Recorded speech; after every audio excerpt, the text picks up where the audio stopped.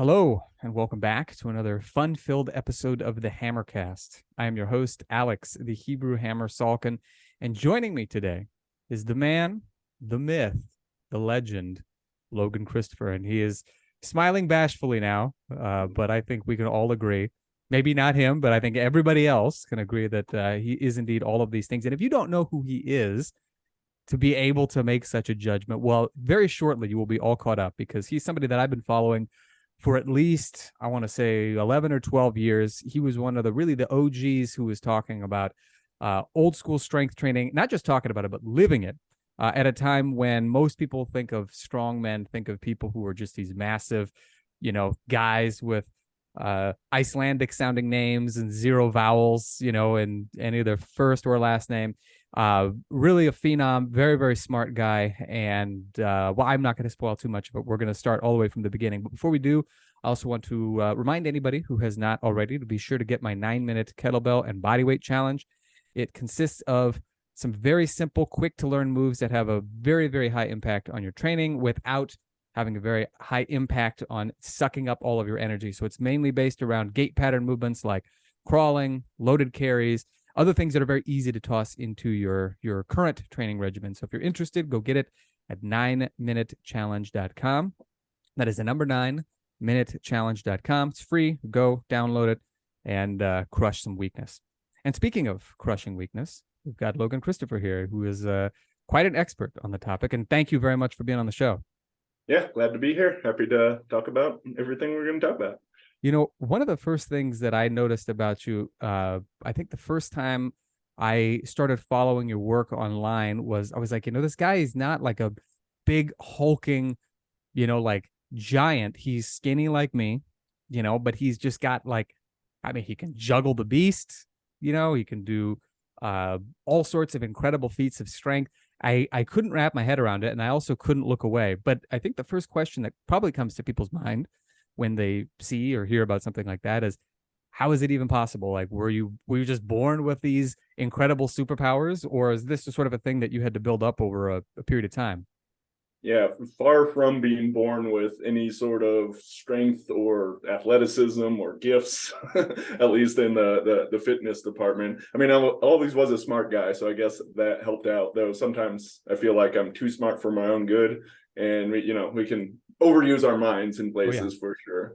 But no, I really was not strong. I wasn't athletic, but I started to get into body weight exercises that led to kettlebells, that led to the strongman stuff. And because I started to have some fun with this and really enjoyed it, I wanted to go further. And I was like, other people have done this. Other people have gone from being tremendously weak, even on like their deathbeds, to being strong men. So as why not I? So I just stopped going after it and put one foot in front of the other. And really, since I was not like, I'm the classic heart gainer. I'm a skinny guy, so I look like I'm fit, but I don't look like I can do what I can do.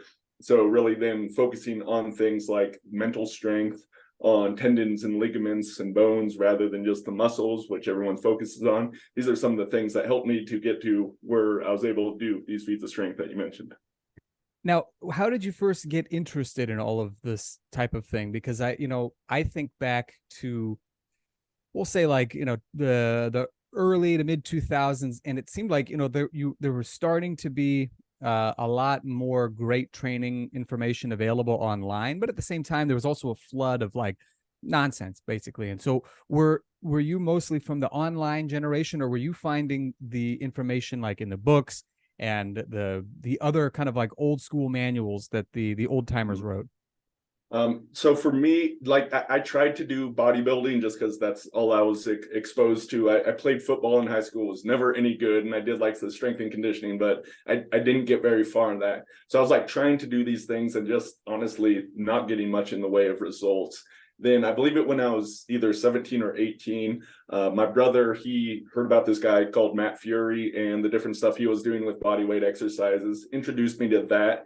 And for whatever reason, that kind of hooked me because I was able to see a bit more progress. I didn't have to go to the gym, which I really didn't like, and I was able to do stuff at home. So getting started with bodyweight exercises, and while Matt covers some good stuff, really what I kind of fell into there was like understanding progressive training and like how it worked, and found something that worked for me, and being able to build from there. Like, it took me 6 months of working towards my first handstand push-up against the wall, but being able to go after a goal like that and be able to achieve it really did something for me. Then from the body weight exercises, one of my friends got a kettlebells, and I was like a body weight only guy at the time, but then I tried it out. I was like, okay, this is kind of fun. I really like this too. So started incorporating the kettlebells, and just looking what, Dragon Door was doing with the kettlebells at the time. And then Matt Fury was talking about some of the old time strongmen. So then I started reading about them.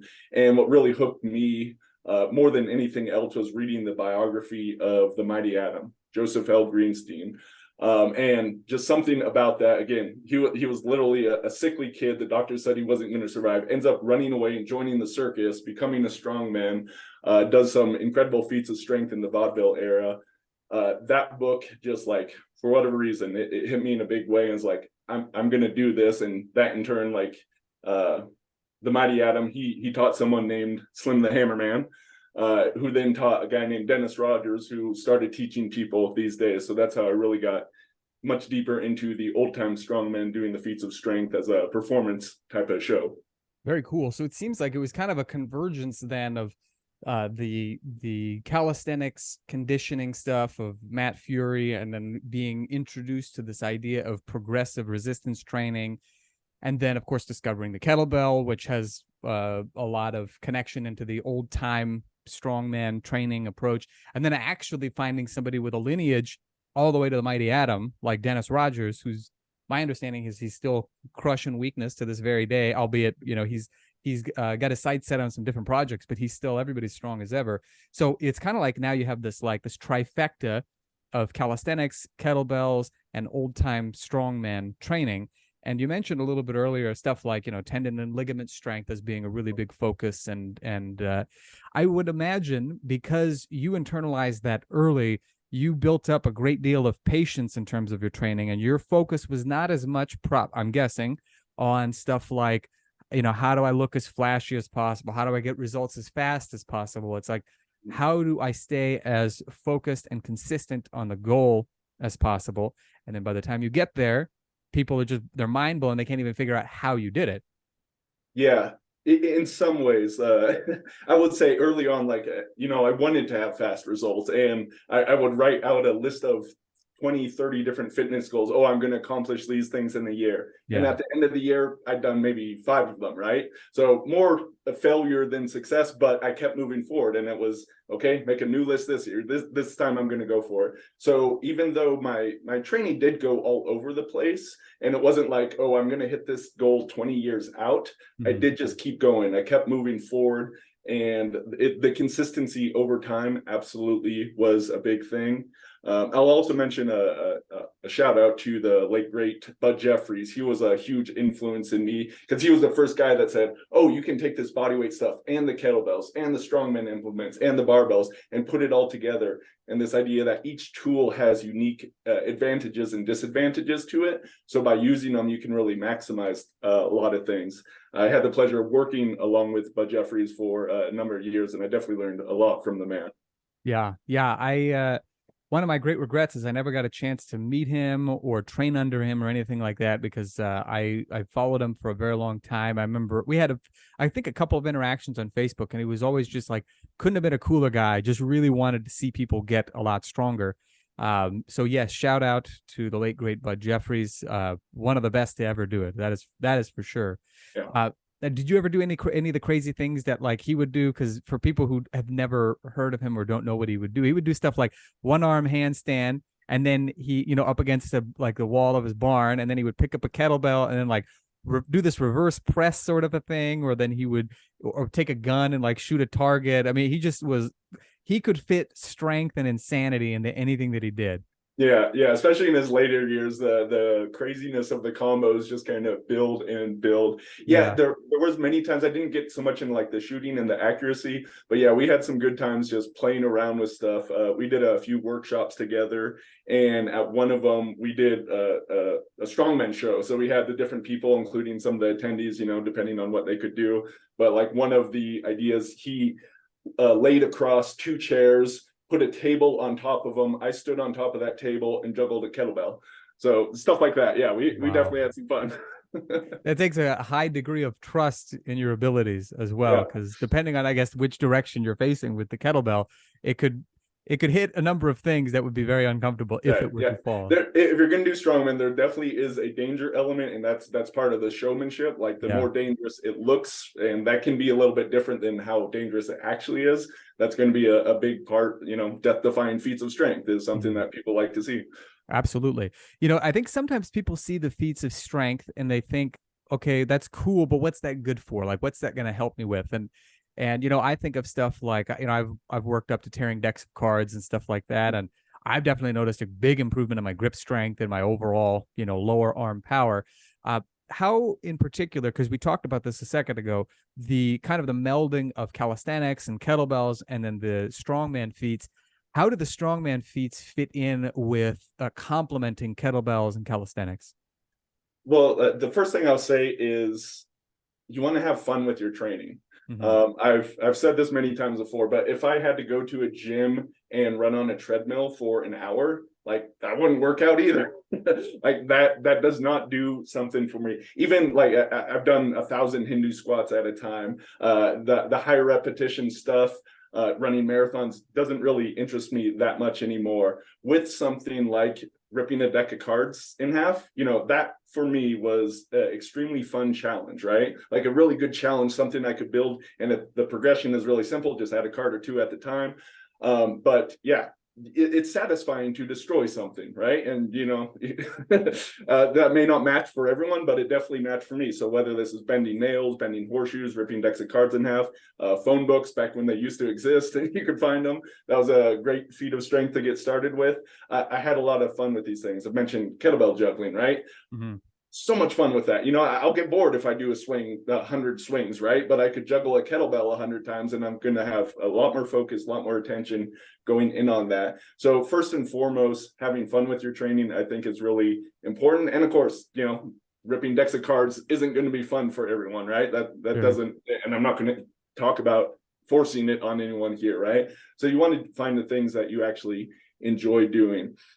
As far as it definitely helps in all of this training. Like there is a focus on it being real world strength. If you're doing something like a bent press, right? Like there's a balance lift. It's very specific and unique, but it is building real world strength just in this highly specific way. Same thing with card tearing, right? The grip you do on a deck of cards, you don't often grip things like that, but overall it's going to build strong hands. So by doing well-rounded training, it really does carry over into your everyday life, which is also, of course, a very useful thing. But I recognize, it's just fun and it's something that I like to do. So that's a big part of it.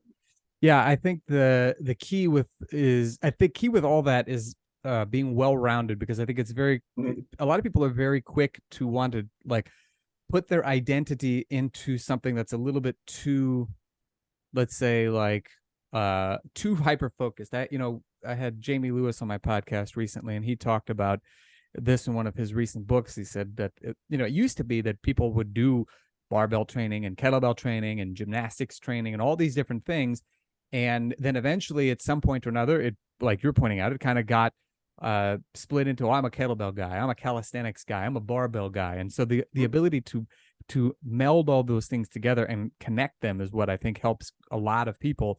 And on top of that, something that you were saying when you were talking about tearing the decks of cards, this was my experience, and I think people can have this experience with a variety of different things, is the importance of that mental strength, something you mentioned earlier on.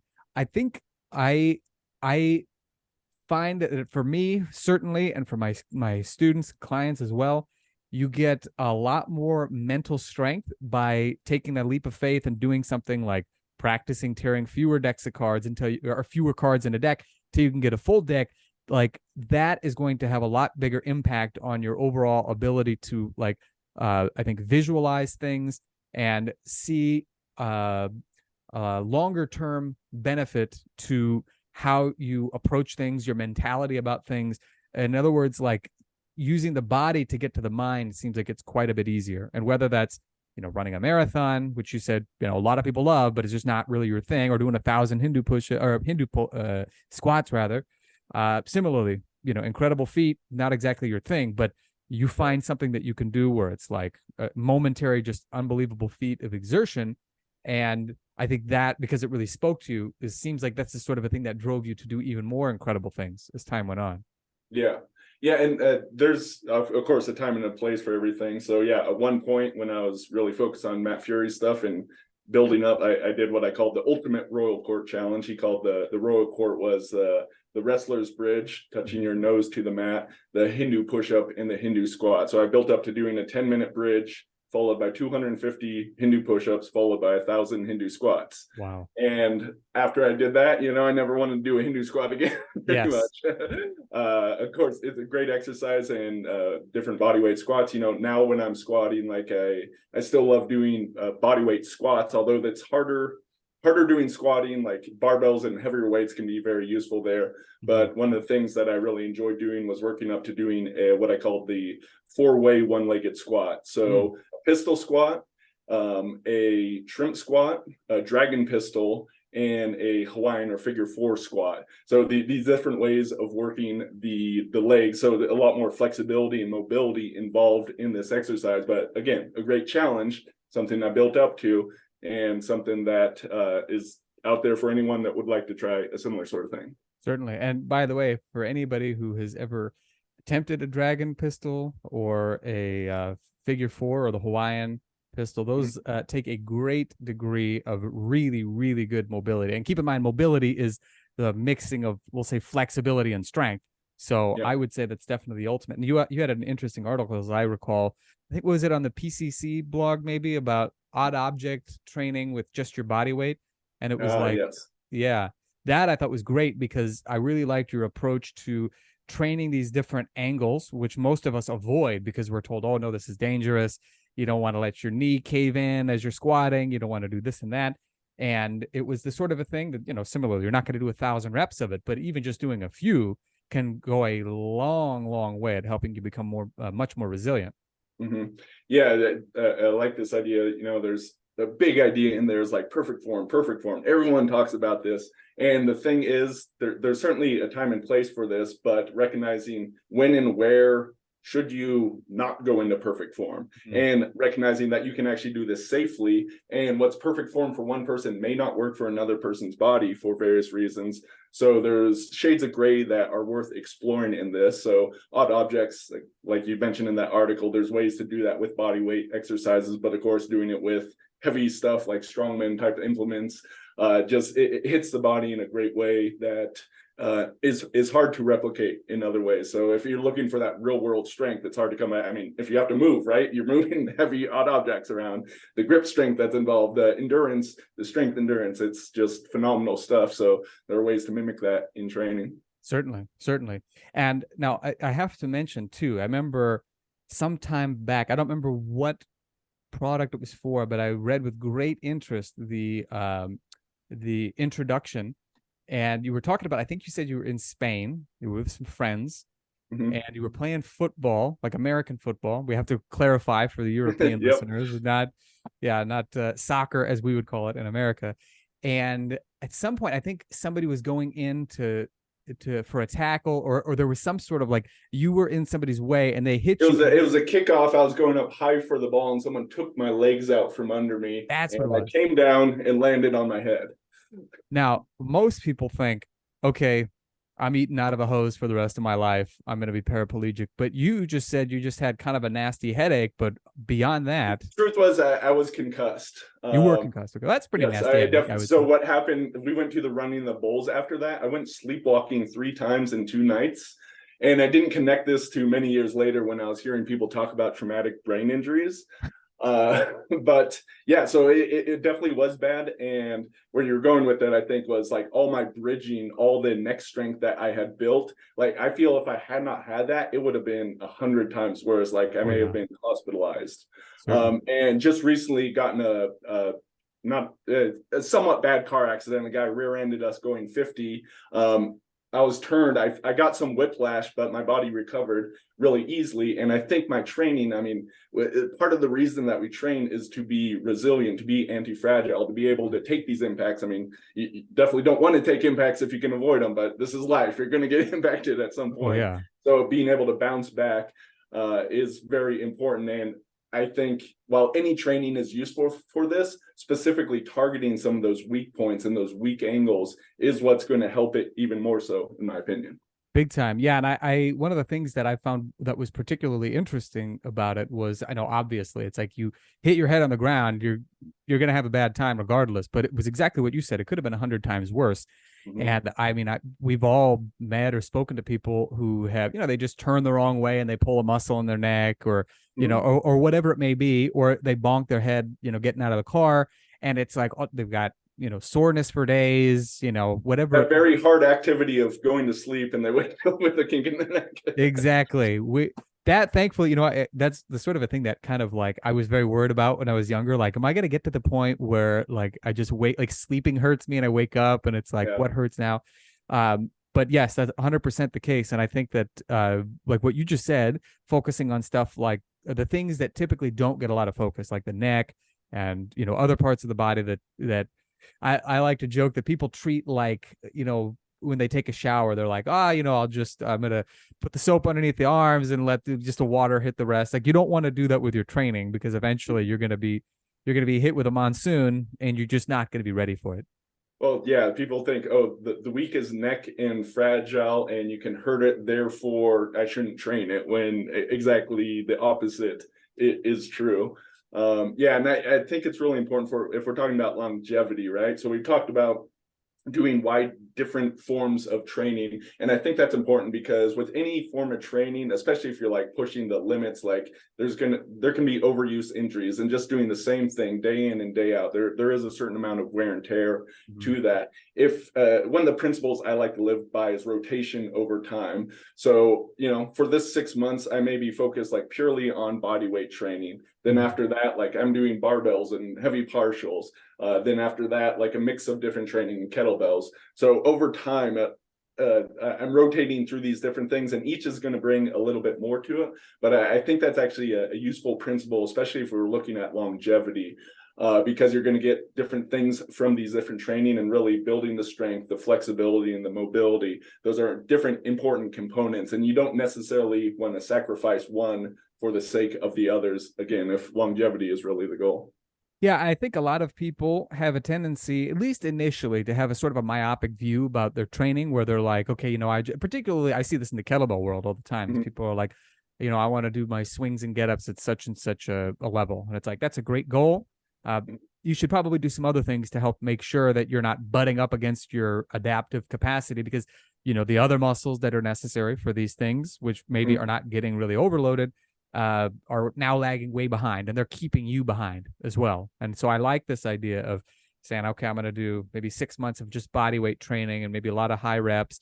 And then I'm going to do, like complete opposite next, really heavy barbell partials, which for those who are not familiar, those are really, really great for tendon and ligament strength and bone strength and joints. Bone strength. Absolutely. I know George Jowett and other folks like that were really big believers in it.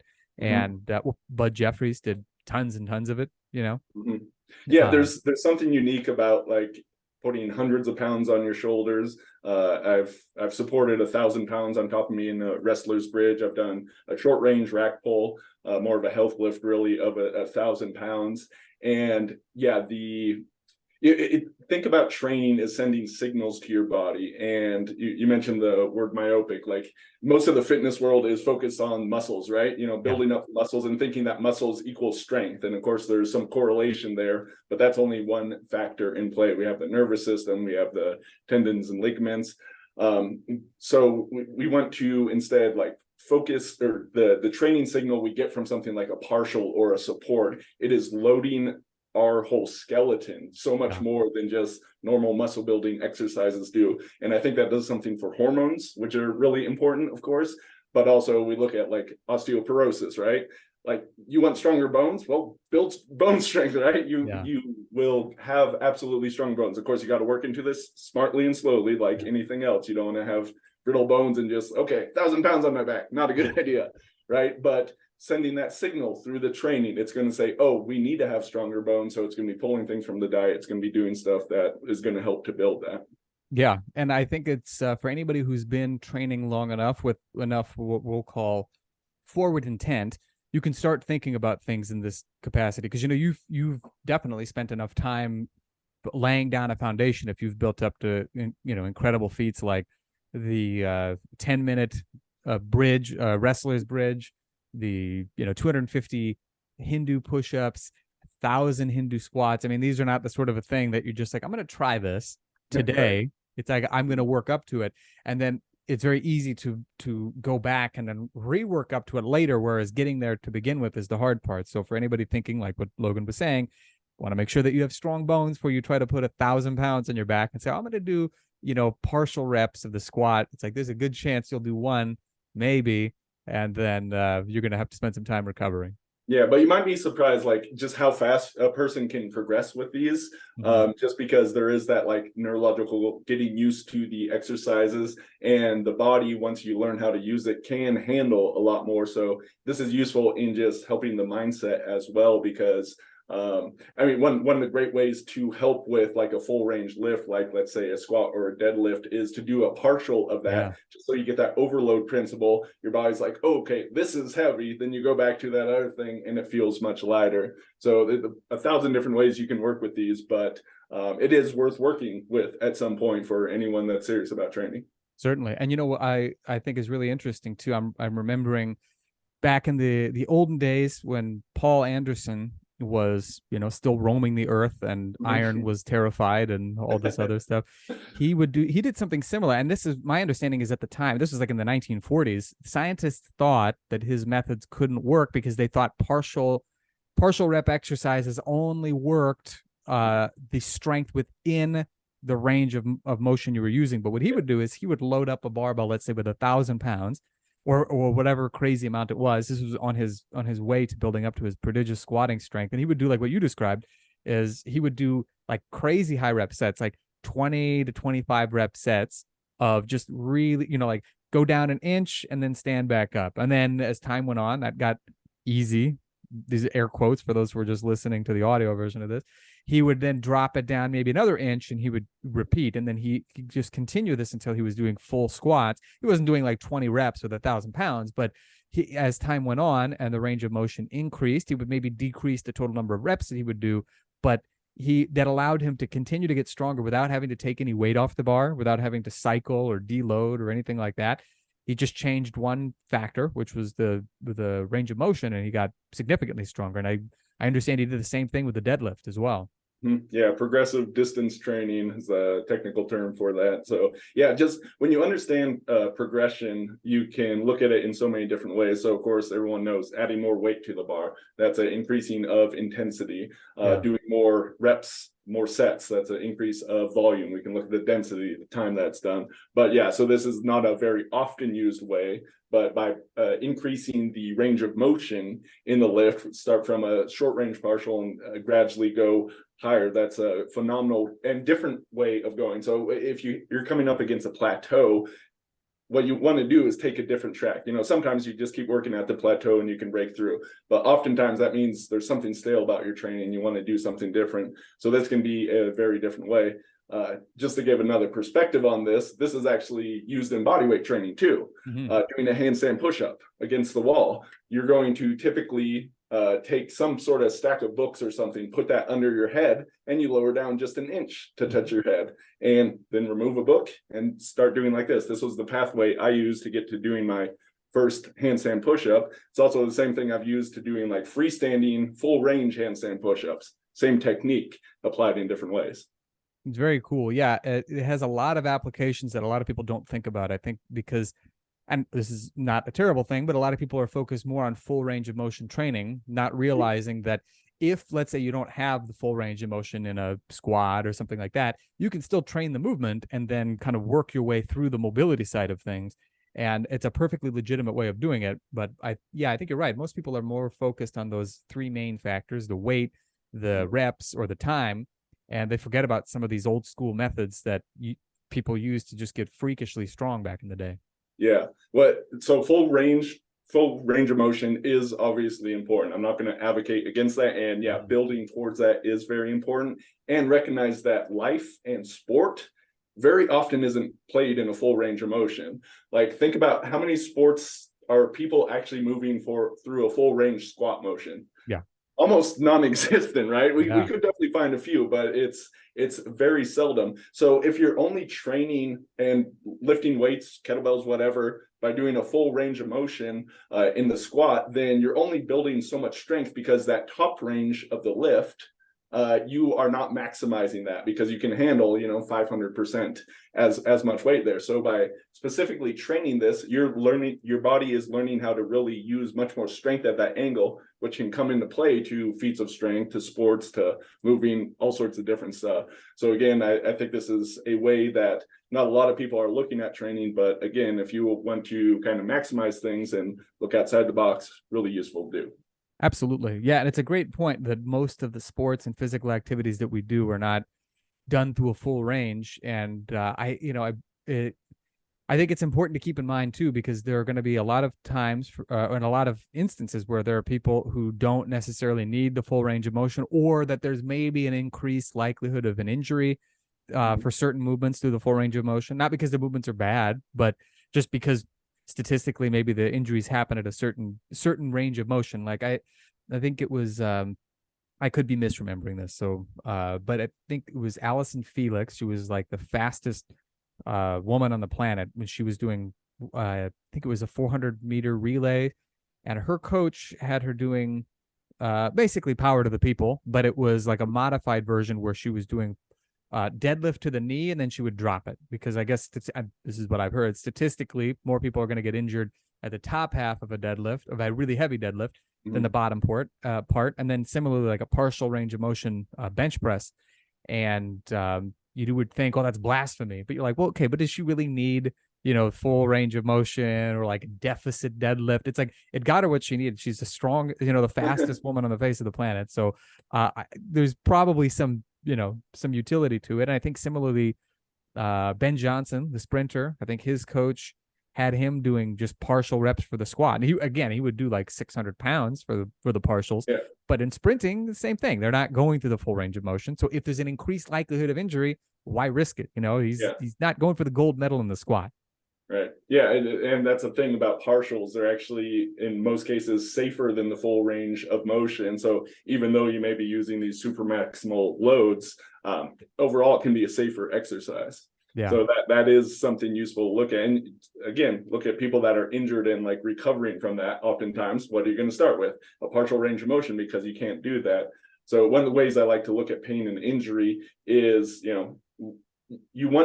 there is a time, of course, to rest something, right? Yeah. But often that is overdone, right? People just keep resting something, and it can become a chronic issue, right? Because it's not healing. Something's stopping that from happening. So what you want to do is, we all know the saying, use it or lose it, right? So you start using it, but within a range of motion that you can do where you're not getting into pain. And gradually that range is going to expand over time. And this can be done loaded exercises or unloaded, but it's the same sort of principle or idea that is used in both.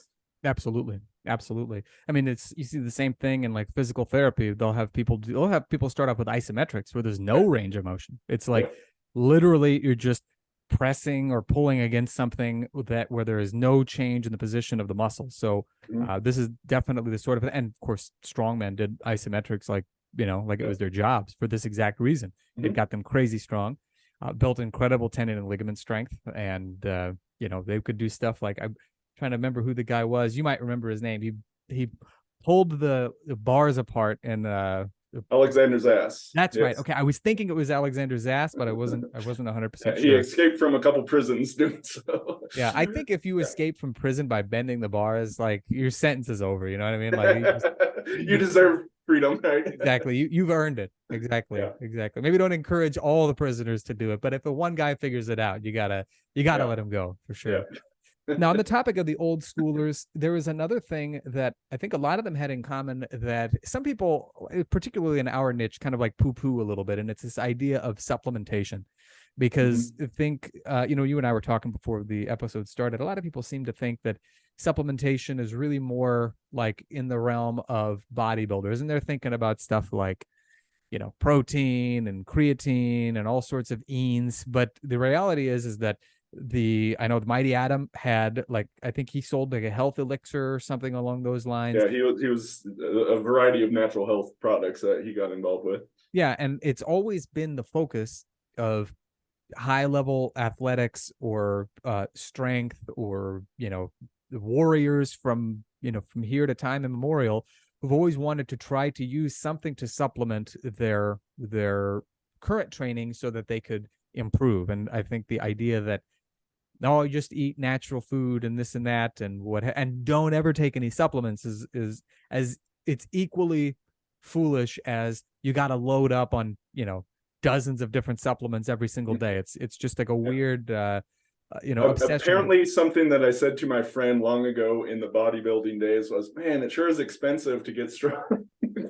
We were buying all this stuff, and yeah, there is a lot of marketing hype, and obviously people are trying to sell stuff. So yeah, it was my sense, it was my personal way, and I've seen this many other people, when they move away from that like conventional training, where they see there's a lot of crap to unconventional training, that often throwing out the baby with the bathwater. Oh yeah, in this area. But for me, it was like, oh, there's more like natural forms of movement and stuff that made sense and more holistic. Same with supplementation. So as I was looking for kind of a secret weapon, like, how do I get stronger? I'm not naturally strong, right? So yeah, solid physical training. Okay, got that, doing that. Okay, mental training, like that led me into NLP and hypnosis, wide variety of things.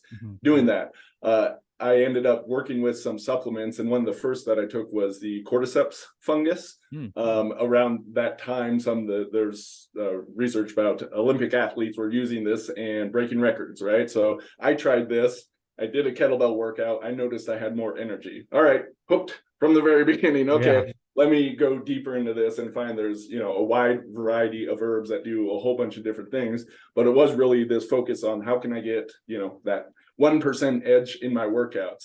And if I can get that, yeah, grab me some supplements, especially ones that are going to add to my health rather than detract from it, right? If you're taking something that is full of artificial flavors and is neon orange, then that might not be the best thing for your health, even if it helps with performance. Yeah. So what I was looking for is, can we take stuff that is going to have these benefits in the gym, but also be able to help in other areas of life as well. And I'm happy to say, like, herbs is my main thing, but of course there are other great supplements out there. But there's stuff that people have never heard of that can really help in the strength department. Yeah, and this is nothing super new in a certain sense either, because I think even just not all that long ago, one of the biggest magazines for people who were interested in physical culture was Health and Strength. And so, they made it a point to focus on both of those things. And I think when most of us, actually, I would bet most people don't really think a whole lot about how sports are really not that healthy on average. It's like, it's a whole lot of overdoing it on one thing and then underdoing it on everything else. So I think that if you can give yourself a natural edge by using, plants and herbs and things like that occur naturally, as opposed to being created in a lab, you're going to be able to get the best of both worlds. You're actually going to improve your energy. You're going to potentially improve your performance. Now, how do you find which herbs are the real deal and which ones are just kind of hype? I mean, is there such a thing where it's like some are overhyped and some don't really work that well? Yeah, absolutely. And definitely it is a supplement industry. There's a lot of money to be made. So there is a lot of crap out there. Things are overhyped. And that doesn't mean that, something can be overhyped and also still work, right? Sure. Yeah. Right. And it depends on where you're getting from. So many different factors involved. My opinion is that, one, you're going to have to try things to find what works for you, right? That's, even if something is scientifically proven, quote unquote, to do some effect, you have to look at the results in the study are averages, right? There are some people that got the result. There are other people that dropped out of the study because they had side effects from the thing, or other people that got no result at all, right?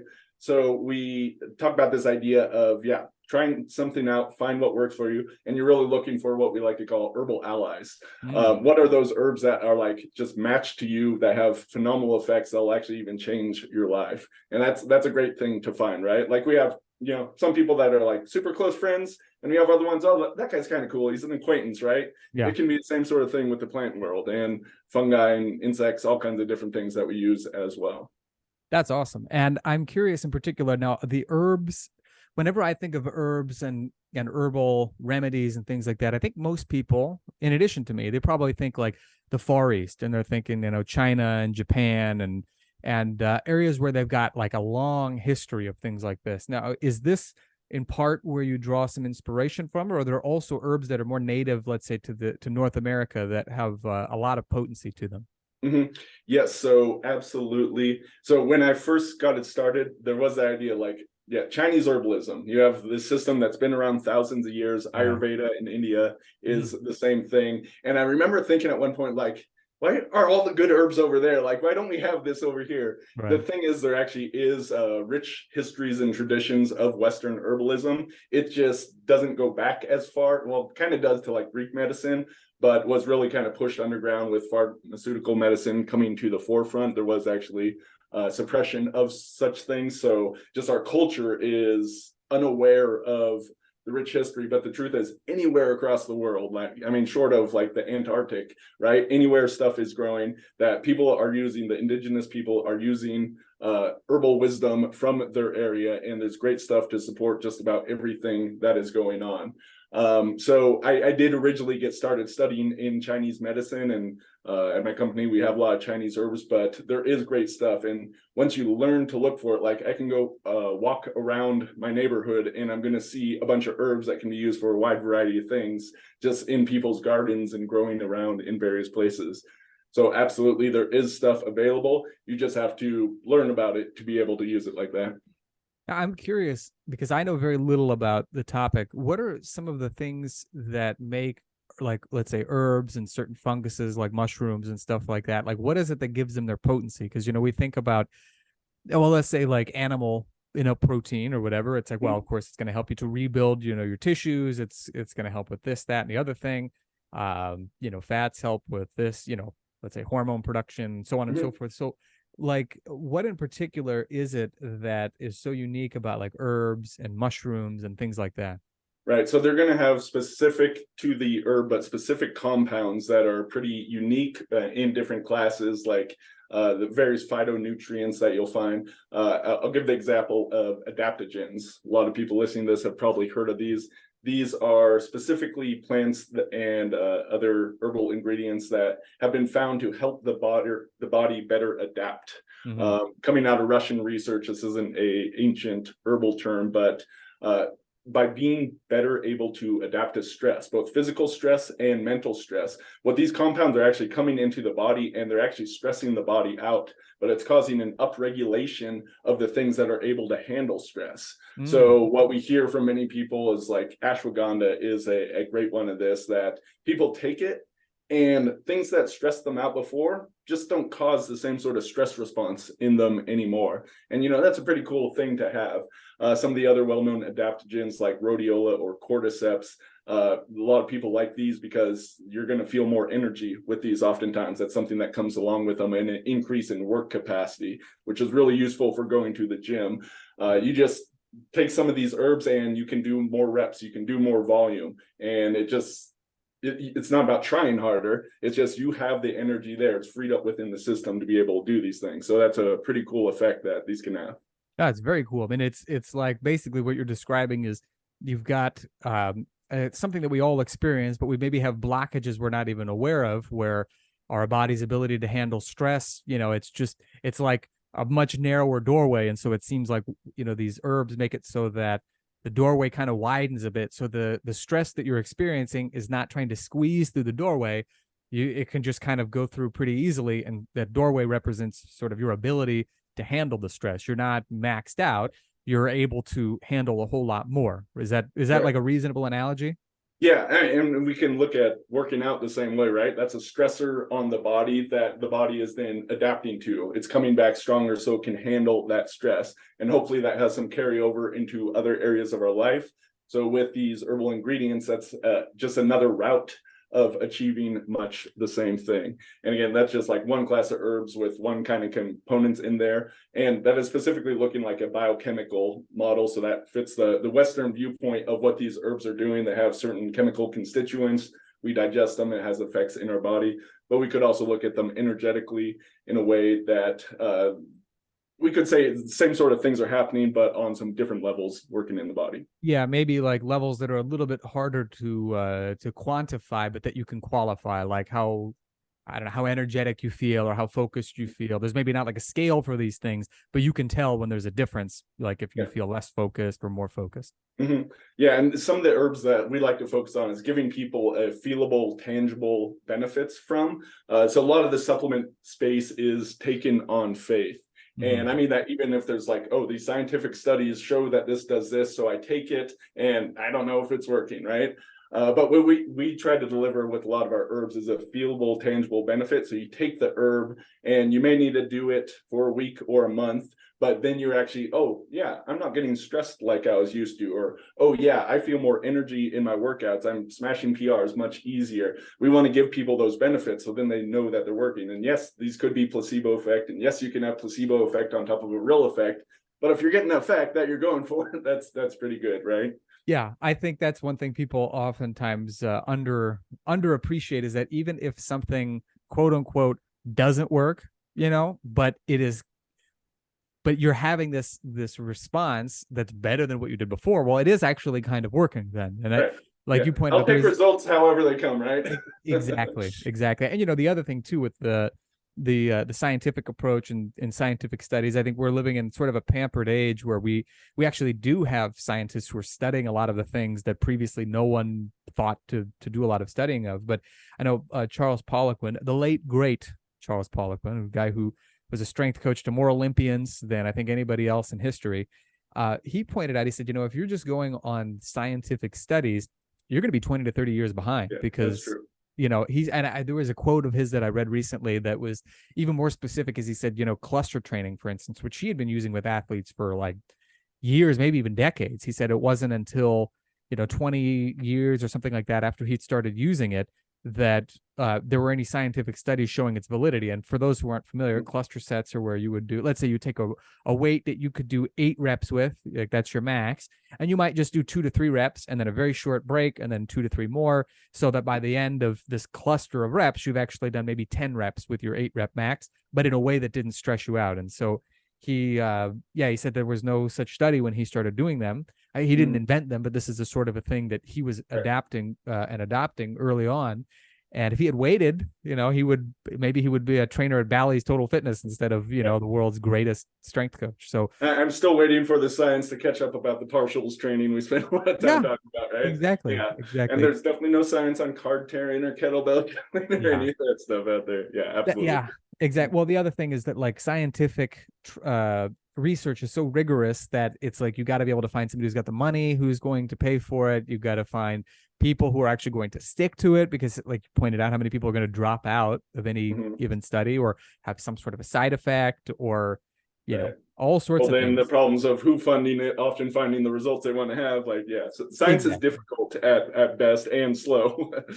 That's why I think it's valuable. Like what you were describing is, you got to test things for yourself. That's ultimately using the scientific method on yourself. And it's an N=1 sort of a thing. But it's the same thing with training, is that like we talked about earlier, what's ideal technique for you might be terrible technique for somebody else. You strike me as somebody who's probably got long arms, long legs. So, you and I, because I'm the same way, if we deadlift, it's going to look different from a guy who's got short arms and short legs, or a guy who's maybe 5 feet tall versus 6 feet tall.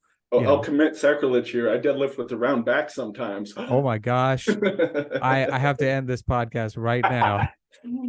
Yes, it is. That's the other thing I always I get a laugh about. It's certainly a good idea to, if you're going to learn how to deadlift, learn how to do the standard, but then learn how to adapt it to what works best for you. Because Yeah, look at some of the deadlifting greats of all times and yeah, hitting Bob records. Yeah, Peoples, those aren't the you know, straightest backs in the world. yeah, no, not at all. Like Konstantinov. I mean, that Mhm. guy was like, I don't think his back could have gotten any rounder, and it was like stiff leg, round back. It was like what should be terrible form, but he was deadlifting 900 pounds Yeah, like on a yeah. routine basis.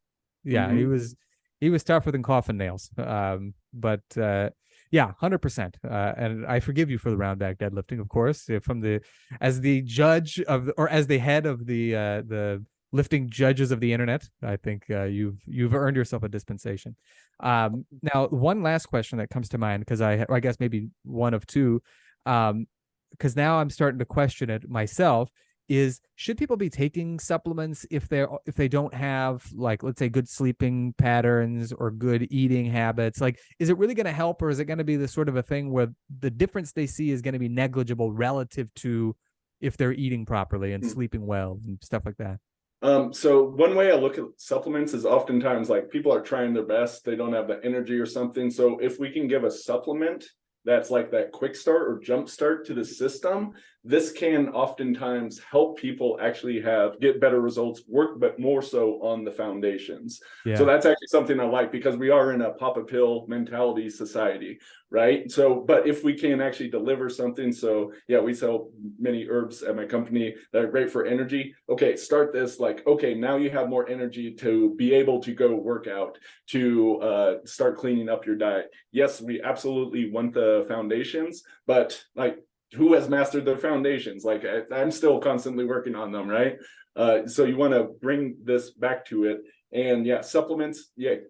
If you're looking at something like weight loss, like supplements oftentimes aren't going to be like it's that last final 5%, Yeah. but some supplements may be able to help your energy or curb some cravings. So they can help in some different ways while you're doing all the other stuff. So I don't like to look at it as an either or thing, but do both. And with something like sleep, yeah, sleep issues are pretty rampant. Some supplements can help. Absolutely try that out. And there's a whole bunch of other things from like blue light and sleep hygiene and different things that you do. Throw the kitchen sink at an issue, see what works, and go from there. Instead of doing like, oh, I'm going to do this one thing at a time, like a scientific experiment, oftentimes I want to do like 20 different things at once. Mm-hmm. Physical things, supplement things, doing some energetic or psychology practices, like throw all these things at it, try to get some results. Then you can like peel away, okay, what really worked from this after you've gotten a result. I think that's a better way of going about things. I think instinctively a lot of people do that too, because I catch myself doing it all the time. Like, let's say, a couple nights in a row, as an example, I'm not sleeping all that well. Okay, maybe I need to have a better sleep routine. Maybe I need to take some magnesium supplement before I go to bed. Maybe I need to stop looking at screens like an hour beforehand. But rather than just doing one or the other, I might get a better result with all of them. And in fact, maybe all of them are the things that I There's need a to be synergy doing. that can happen. Absolutely. Exactly.